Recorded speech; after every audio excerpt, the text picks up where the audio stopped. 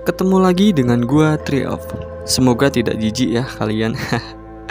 Sekarang gua akan membahas film tentang Black Widow. Bagi yang sudah tahu, ya tonton aja lah ya nggak? Sebaiknya kalian gunakan headset biar colek kalian nggak keluar. Oke, kita mulai saja ya.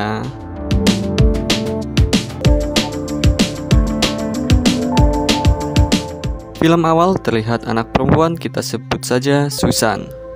Susan udah gede ya, mau jadi apa? Monyet. Yang bermain sepeda, yang menemui adiknya si Donna untuk bermain kayang. Kayang ya, bukan kuyang. Setelah itu mereka bermain lari-larian dan Donna pun terjatuh. Tak lama ibu mereka datang, si Tante Engas, sebut aja ya. Susan melihat banyak sekali kunang-kunang yang berterbangan. Lalu Tante Engas mengajak mereka semua pulang. Tak lama datang ayahnya, lalu mengajak mereka semua pergi dari rumah dan mempersiapkan senjata-senjata mereka. Om Bol menunjukkan salinan data ke Tante Engas, lalu mereka pun pergi. Setelah lama dalam perjalanan, mereka pun sampai di tempat persembunyian pesawat mereka. Mereka pergi menggunakan pesawat, namun Om Bol tak ikut naik, lalu mengikuti mereka dengan berlari, lalu menembaki mobil polisi yang mengikuti mereka. Namun Tante Engas tertembak yang membuat oleng pesawat. Setelah itu Susan menggantikan posisi ibunya membawa pesawatnya. Ngeri kali. Kejar-kejaran pun terjadi hingga mobil polisi terguling. Om Bol yang berada di sayap pesawat menembaki mobil yang mau mencegat pesawat mereka.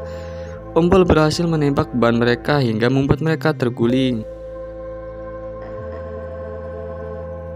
Lalu pesawat pun berhasil terbang. Keesokannya mereka sampai ke pendaratan militer. Tante Engas yang tertembak kritis, namun Om Bol malah terlihat bahagia menemui seseorang yang membiarkan istri dan anaknya susah. Susan yang kesal karena adiknya disentuh mengacungkan senjata. Di situ Om Bol merayu dan mengambil senjatanya.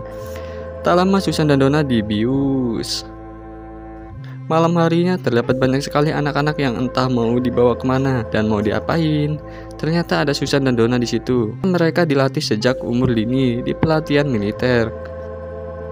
21 tahun kemudian, cepet banget gedenya, enak banget ya. Ia ditelepon oleh Pak D jahat dan ternyata ia kabur dari pasukan militer SWAT gitu loh. Keesokannya ada Tante Siska dan Tante Amoy yang sedang sniper Tante Bunga. Lalu Tante Bunga bergegas melayu itu berlari maksudnya. Diikuti oleh Tante Siska dan Tante Bunga pun tertabrak mobil. Tak lama muncul Tante Siska merebut tasnya. Di situ Tante Bunga terkena pisau. Lalu Tante Siska menusuk Tante Bunga hingga terjatuh. Ketika Tante Siska membalikan Tante Bunga, ia mengeluarkan asap merah yang mengenai mata Tante Siska. Dan di situ Tante Siska seperti tersadar. Mereka seperti mengenal. Lalu Tante Bunga memberikan sesuatu sebelum wafat. Tante Siska menusuk kakinya mengeluarkan pelacak di tubuhnya. Lalu ia pun terlepas dari pantauan Pak D jahat. Di sisi lain terlihat manusia helm, sedang entah, ya suka-suka dia aja lah, mau ngapain.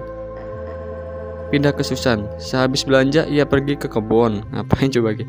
Ternyata ia menghampiri rumah box dan menemukan seseorang pria. Panggil aja Om Bel. Mereka mengobrol cinca-cinca ya, sejenak gitu. Lalu Susan pulang sambil membawa berkas-berkas kayak lamaran kerja gitu. Malam harinya ketika Susan sedang asik nonton film semi, mati lampu, pas banget dah. Lalu ia pergi dan tak lama mobilnya seperti dirudal hingga terpental. Mobilnya pun mengeluarkan api dan ternyata di situ ada si manusia helm yang datang lalu menghampiri Susan. Lalu mereka saling berkelahi, tapi bentar doang cuk, capek.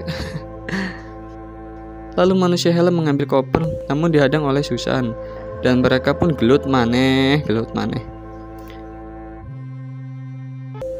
Di situ Susan memang bukan tandingannya, lalu ia menangkap kaki manusia helm dan mengambil koper itu. Si manusia helm kembali merebutnya lalu menendang Susan sampai masuk ke dalam jamban besar. Pas manusia helm melihat isi koper, zong, ternyata ia tertipu karena isinya sudah diambil oleh Susan tadi. Lalu Susan keluar dari jamban, mengeluarkan penawar yang ia dapat tadi. dan ia melihat fotonya yang bersama adiknya. Besok paginya Susan ke suatu tempat kayak rumah susun gitu. Lalu ia mengambil sesuatu di tempat penyimpanannya, dan ternyata senjatanya. Cewek mah emang suka pistol, apalagi pistol. Salah apa ya? Next. Lalu Susan memasuki rumah dan di situ ada Tante Siska. Mereka pun berkelahi hebat. Ternyata Tante Siska cantik juga ya, lama-lama dipandang. Mulai ngayal. Pertarungan mereka seimbang. Lalu Tante Siska mengambil pisau dan Susan pun mengambil entah besi apa itu yang dipegangnya. Pertarungan mereka pun makin hebat. Susan yang hampir di smackdown oleh Tante Siska, ia mengambil hordeng lalu mengikat leher Siska. Dan di situ mereka saling terikat. Tak lama berantemnya selesai lah. Ya mungkin mereka lelah. Kemudian mereka berteman, lalu menyiapkan perlengkapan mereka. Tak lama ada ledakan di situ. Ternyata ada pasukan militer wanita. Mereka coba untuk pergi dari tempat itu, namun mereka terus ditembaki. Gak taunya ada pasukan sniper juga yang coba menembaki mereka. Ada Tante Amoy yang mengejar mereka. Kejar-kejaran pun terjadi. Mereka mencoba melompat menggunakan tiang, gak tahu tiang apa itu. Namun Tante Amoy mengikuti mereka. Mereka semua terjatuh, namun Tante Amoy yang paling parah. Membuat kakinya patah, dan ternyata mereka semua ada yang mengendalikannya. Lalu terlihat Pak D jahat yang mengendalikan Tante Amoy yang membuat dirinya mati. Kemudian Tante Siska yang mencoba memberikan penawar, dia telat. Udah modal duluan tuh. Lalu mereka pun pergi menggunakan motor yang sudah tersedia. Ketika ingin pergi, ada mobil baja yang muncul mengejar mereka. Ternyata di situ ada manusia helm yang memburu mereka, mengincar penawar yang dibawa mereka. Setelah lolos dari mobil baja, ada seseorang wanita lagi yang mengejarnya menggunakan motor drag. Kejar-kejaran pun terjadi lagi. Kemudian Susan dan Siska melompat dan mengganti kendaraannya dengan mobil nyolongnya. Kejar-kejaran masih terjadi. Lalu wanita itu menembaki mereka. Tante Siska yang punya ide bagus dengan memutar mobilnya lalu menendang pintunya hingga terlepas. Tak lama mengenai wanita itu hingga jatuh. Dikiranya udah lolos dari mereka semua. Gak taunya mobil baja itu muncul lagi. Ia muncul lalu memanah mobil mereka dengan panah ledaknya, yang membuat mobil mereka terbalik sampai masuk ke dalam halte atau apalah itulah. Lalu Tante Siska dan Susan kembali kabur, namun masih dikejar dengan manusia helm itu dan dilempar dengan tamengnya. Tante Siska yang terluka meninggalkan jejak bohongan yang membuat si manusia helm itu ketipu lagi.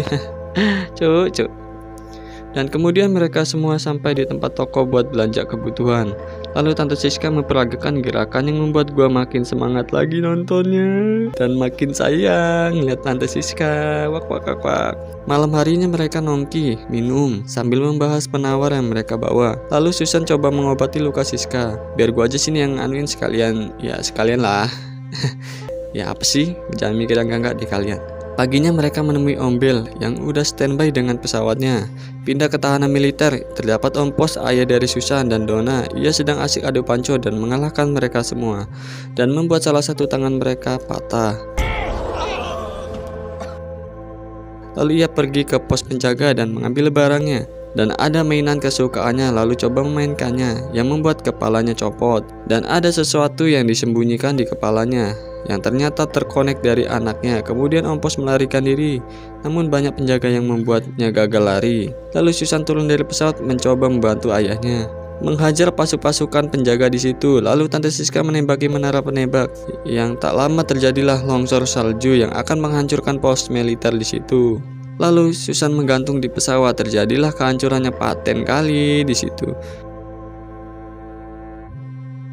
Kemudian menghampiri ayahnya yang hampir terbawa longsor salju, namun mereka semua berhasil kabur.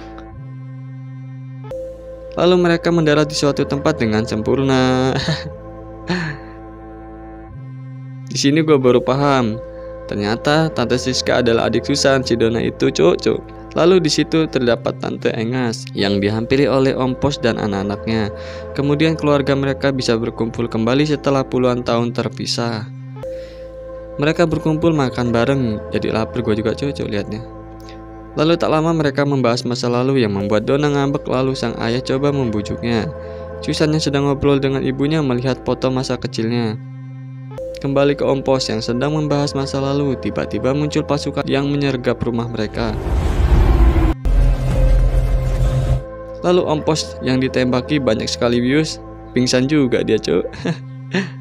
Ternyata di situ Tante Engas menipu mereka semua, bersekongkol dengan manusia helm, lalu membawa mereka ke pos red room angkasa. Mantap kali. Lalu Tante Engas menghampiri Pak D jahat yang mengendalikan mereka semua. Ternyata kita kena tipu cuy. Nggak taunya si Susan yang menyamar sebagai ibunya. Boleh juga, bisalah minjem. Lalu di tempat Om Pos ternyata yang menjadi Susan adalah Tante Engas, ibu mereka, yang membuat Om Pos terkejut. Gua sih siapa aja boleh lah, maunya si Donna. Kemudian Tante Engas menghubungi Donna dengan headset tersembunyinya. Lalu ia mencoba kabur dari tempat itu, yang dimana ia seperti akan dibuat eksperimen. Ia berhasil kabur namun masih terkena suntikan, nggak tahu suntikan apa lah itu. Kembali ke Susan yang ditunjukkan oleh Pak D jahat, siapa di balik topeng manusia helm itu. Susan nampak bingung apa yang dilakukan oleh Pak D jahat kepada mereka semua, dan coba menyerang Pak D jahat. Namun Susan tak bisa bergerak ketika ingin menyerang Pak D jahat itu. Kita coba ke Donna yang mengendap-endap lalu menyerang penjaga di situ.